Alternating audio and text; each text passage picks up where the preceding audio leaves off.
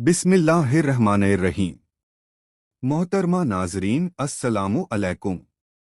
मस्जिद नबवी में एक ऐसी जगह मौजूद थी जहां एक खजूर का पुराना तना लगा हुआ था। लोग उसे हनान का तना कहा करते थे, क्योंकि वो तना यूं लगता था जैसे उसमें भी एक जज्बात रखे हों। रसूलुल्लाह सल्लल्लाहु अलैहि वसल्लम नमाज के बाद अक्सर उसी तने का सहारा लेकर मुसलमानों को खुतबा सुनाते थे। एक दिन मस्जिद में आने वाली एक नेक औरत ने हजरत से अर्ज की, या रसूलल्लाह, आप अब उम्रदराज हो चुके हैं। खड़े होकर लंबा खुतबा देना आप पर बोझ बन जाता है। मेरा बेटा बढ़ी है, अगर आप इजाजत दें तो वो आपके लिए एक अच्छा सा मिंबर बना दे, ताकि आप आराम से बैठकर खुतबा दे सकें। रसूलुल्लाह सल्लल्लाहु अलैहि वसल्लम ने उसकी बात को पसंद फरमाया। उस औरत का बेटा तुरंत मिंबर बनाने में लग गया और 3 सीढ़ियों वाला खूबसूरत मिंबर तैयार करके मस्जिद नबवी में ले आया।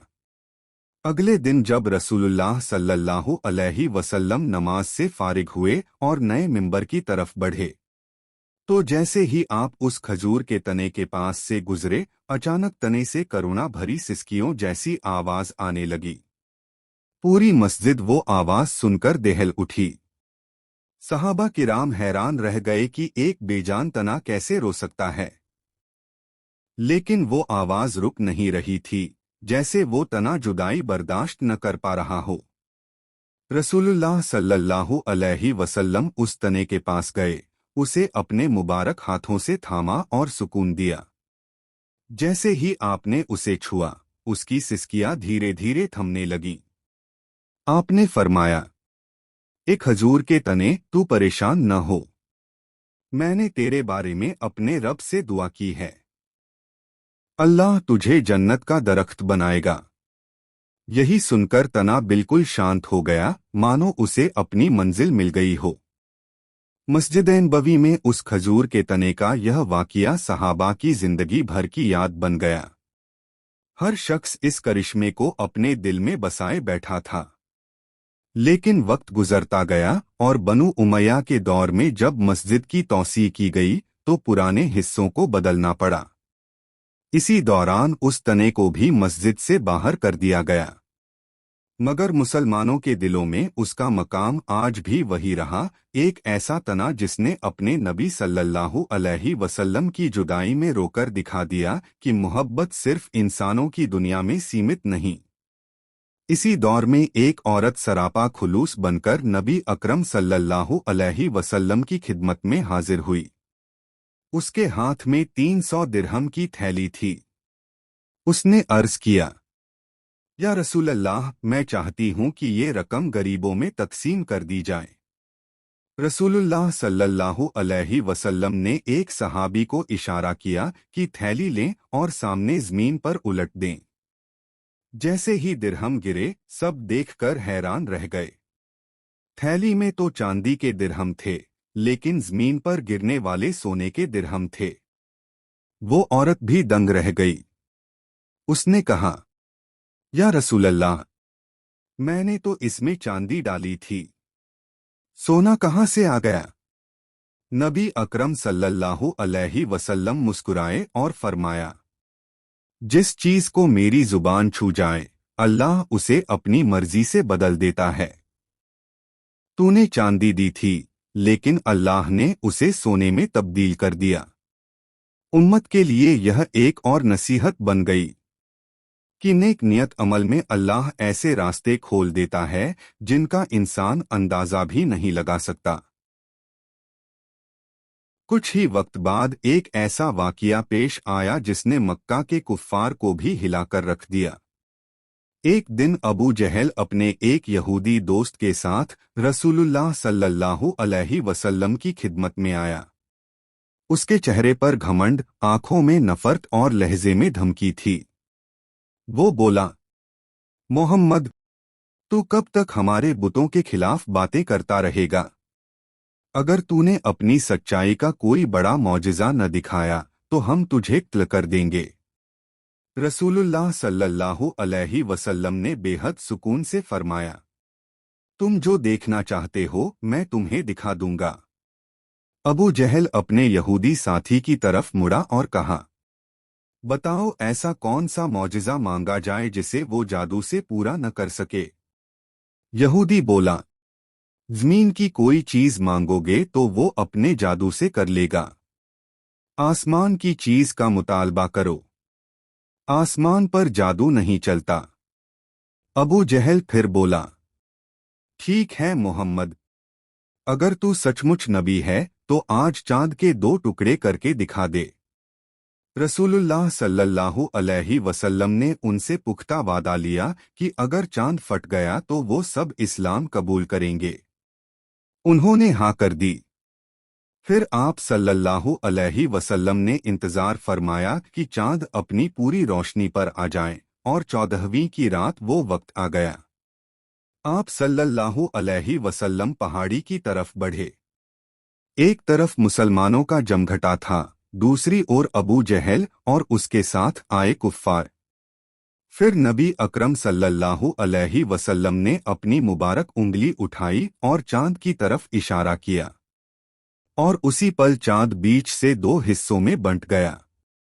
एक हिस्सा अपनी जगह पर रहा, दूसरा हिस्सा दूर चला गया। पहाड़ जबले हिरा उन दोनों हिस्सों के बीच साफ दिखाई दे रहा था। हर देखने वाला दहल गया। कोई इनकार नहीं कर सकता था कि चांद सचमुच फट चुका था। जब चांद 2 टुकड़ों में बंटकर आसमान पर अलग अलग नजर आने लगा तो सारी महफिल खामोश हो गई। मुसलमान कुदरत के इस मंजर को देखकर अल्लाह की कबरी का जोर जोर से तस्बीह करने लगे। रसूलुल्लाह सल्लल्लाहु अलैहि वसल्लम ने अबू जहल और उसके साथियों से पूछा, अब तो तुम देख चुके हो, क्या यह चांद फटा हुआ नहीं दिखाई दे रहा? कुफ्फार मजबूर होकर बोले, हाँ, 2 टुकड़े साफ नजर आ रहे हैं। मगर उनकी जिद अभी भी बाकी थी। उन्होंने कहा, अगर तुम नबी हो तो दोनों हिस्सों को वापस मिला दो। रसूलुल्लाह सल्लल्लाहु अलैहि वसल्लम ने फिर उंगली का इशारा किया, और देखते ही देखते दोनों हिस्से फिर से एक हो गए और चांद अपनी पहले वाली हालत पर लौट आया, जैसे कभी फटा ही न हो। यह करिश्मा दिन जैसी साफ रात में सैकड़ों लोगों ने अपनी आंखों से देखा था। मगर फिर भी अबू जहल और उसके साथी अपनी हठ पर डटे रहे।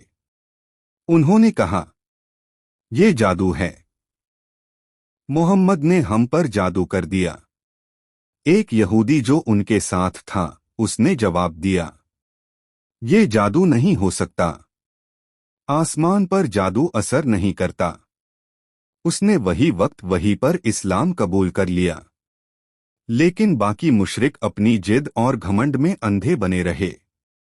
इंसान का दिल जब नफरत से भर जाए तो हक उसकी आंखों के सामने भी हो वो मानता नहीं।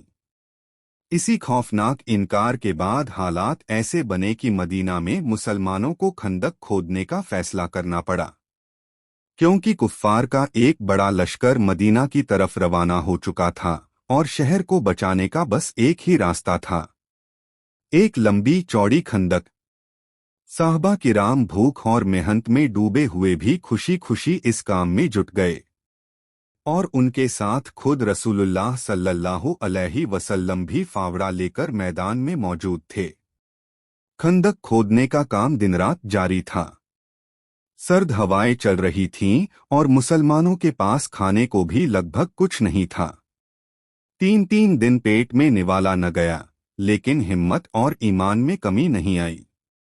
हर कोई जानता था कि यह जंग मदीना की हिफाजत के लिए है। रसूलुल्लाह सल्लल्लाहु अलैहि वसल्लम खुद अपने हाथों से मिट्टी उठा रहे थे।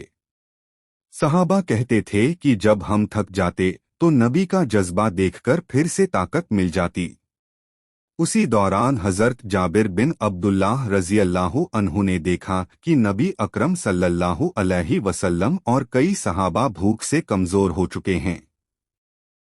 वो बेचैन होकर घर पहुंचे और अपनी बीवी से बोले, रसूलुल्लाह और साहबा कई दिनों से भूखे हैं। हमारे पास एक बकरी है, کیا ہم اسے ذبح کر کے حضرت کو دعوت دے سکتے ہیں؟ ان کی بیوی نے کہا، اگر آپ نے نبی کو اپنی حالت بتا دی ہے تو پھر توقع اللہ پر رکھو، جو ہوگا بھلائی ہی ہوگی۔ پھر دونوں نے مل کر ایک بکری ذبح کی اور گوشت پکانے کی تیاری شروع کی۔ شوربہ تھوڑا زیادہ بنایا تاکہ زیادہ لوگوں کو کھلایا جا سکے۔ کچھ روٹیاں بھی تیار کر لیں۔ حضرت جابر رضی اللہ عنہ نے واپس خندق کی طرف جا کر رسول اللہ صلی اللہ علیہ وسلم کو بڑی ادب سے عرض کی، یا رسول اللہ، گھر میں معمولی سا کھانا تیار ہے، اگر آپ مناسب سمجھیں تو تشریف لائیں۔ انہوں نے سوچا تھا کہ شاید کچھ ہی صحابہ ساتھ آئیں گے، لیکن رسول اللہ صلی اللہ علیہ وسلم مسکرائے اور فرمایا، اے مبشر، آج پورے خندق کے مزدور جابر کے گھر کھانا کھانے چلیں گے۔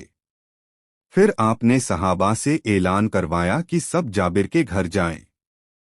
حضرت جابر یہ سن کر دنگ رہ گئے، ایک بکری اور اتنے لوگ، لیکن نبی کی بات پر یقین تھا، اس لیے گھر کی طرف جلدی جلدی روانہ ہوئے۔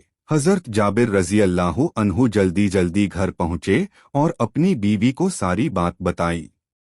ان کی بیوی نے بنا گھبرائے کہا، اگر رسول اللہ صلی اللہ علیہ وسلم نے سب کو بلایا ہے تو یقیناً اللہ ہی ہمارے کھانے میں برکت ڈال دے گا، تم فکر مت کرو۔ کچھ ہی دیر بعد نبی اکرم صلی اللہ علیہ وسلم سینکڑوں صحابہ کے ساتھ جابر کے چھوٹے سے گھر کی طرف بڑھے۔ جابر اور ان کی بیوی دونوں دروازے پر کھڑے تھے، دل میں سکون اور ہلکی سی گھبراہٹ دونوں ساتھ ساتھ۔ گھر میں داخل ہو کر رسول اللہ صلی اللہ علیہ وسلم نے سب سے پہلے ہانڈی کو دیکھا، پھر مسکرائے اور اپنا مبارک ہاتھ گوشت اور شوربے میں ڈال کر دعا فرمائی۔ اس کے بعد آپ نے جابر کی بیوی سے فرمایا، روٹیاں لگاتی رہو اور ہانڈی کو ڈھکا رہنے دو، نکالنے کا کام ہم کریں گے۔ جابر رضی اللہ عنہ شوربہ بھرتے جاتے اور نبی صلی اللہ علیہ وسلم برتن آگے بڑھاتے جاتے۔ سینکڑوں صحابہ کھانے لگتے اور ہر پلیٹ بھرپور ہوتی جاتی، ہر آنے والا پیٹ بھر کر اٹھتا، لیکن ہانڈی کا حال جیسے اس میں سے کچھ نکالا ہی نہ گیا ہو۔ جس نے دیکھا اس کی آنکھیں پھیل گئیں، جس نے کھایا اس کے دل میں ایمان اور مضبوط ہوا۔ رسول اللہ صلی اللہ علیہ وسلم بار بار جابر سے فرماتے، لوگوں کو بلاتے رہو، کھانا بہت ہے۔ اس طرح ایک بکری سے بنا کھانا قریب 700 صحابہ نے پیٹ بھر کر کھایا، اور جب آخر میں جابر نے ہانڈی کھولی تو گوشت پہلے سے بھی زیادہ نظر آ رہا تھا۔ یہ درشیہ ایسا تھا جسے کوئی کبھی بھول نہیں سکا۔ یہ صرف کھانا نہیں تھا، یہ اللہ کی وہ برکت تھی جو نبی صلی اللہ علیہ وسلم کے ہاتھوں سے اتری تھی۔ کھانے کا چمتکار دیکھنے کے بعد ماحول میں ایک عجیب سی رونق بھر گئی تھی۔ سینکڑوں صحابہ تھکان اور بھوک بھول کر اللہ کی اس برکت پر شکر ادا کر رہے تھے۔ ہر چہرے پر سنتوش، ہر دل میں سکینت اور ہر زبان پر تسبیح تھی۔ حضرت جابر رضی اللہ عنہ کی بیوی ہانڈی کی طرف دیکھتی تو آنکھیں بھر آتیں۔ ایک بکری کا کھانا اور اتنے لوگ، لیکن یہی تو اللہ کا نظام ہے، وہ جب چاہے کم کو زیادہ اور چھوٹا کو بڑا بنا دے۔ رسول اللہ صلی اللہ علیہ وسلم نے جابر کے گھر سے نکلتے سمے دعا دی، اللہ تمہارے گھر میں برکت اتارے، تمہارے رزق میں وسعت دے اور تمہیں اپنی رحمتوں سے نوازے۔ پھر آپ باہر آئے اور ساری جماعت دوبارہ خندق کی طرف روانہ ہوئی۔ صحابہ اب پہلے سے کہیں زیادہ جوش سے کام کرنے لگے، کیونکہ انہوں نے ابھی ابھی اپنی آنکھوں سے دیکھا تھا کہ اللہ اپنی راہ میں محنت کرنے والوں کو کیسے بے پناہ مدد دیتا ہے۔ یہ واقعہ مسلمانوں کے دل میں ہمیشہ کے لیے درج ہو گیا۔ یہ صرف خندق کا ایک دن نہیں تھا، یہ ایمان کی نئی تازگی، اللہ کی قدرت اور نبی صلی اللہ علیہ وسلم کی رحمت کا اجالا تھا۔ جب خندق پوری کھود لی گئی تو مدینہ ایک مضبوط قلعے کی طرح بن گیا۔ کفار کا بڑا لشکر آیا، لیکن خندق کی وجہ سے وہ آگے بڑھ نہ سکے۔ برسوں کا انوبھو اور بڑی فوج ہونے کے باوجود ان کی ساری یوجنائیں ناکام ہو گئیں۔ یہ وہی وقت تھا جب حق کی طاقت نے ایک بار پھر ثابت کیا کہ اللہ اپنے بندوں کو کبھی اکیلا نہیں چھوڑتا۔ اور اس طرح یہ پورا قصہ مسلمانوں کے لیے ہمت، صبر اور اللہ پر بھروسے کی ایک روشن مثال بن کر رہا۔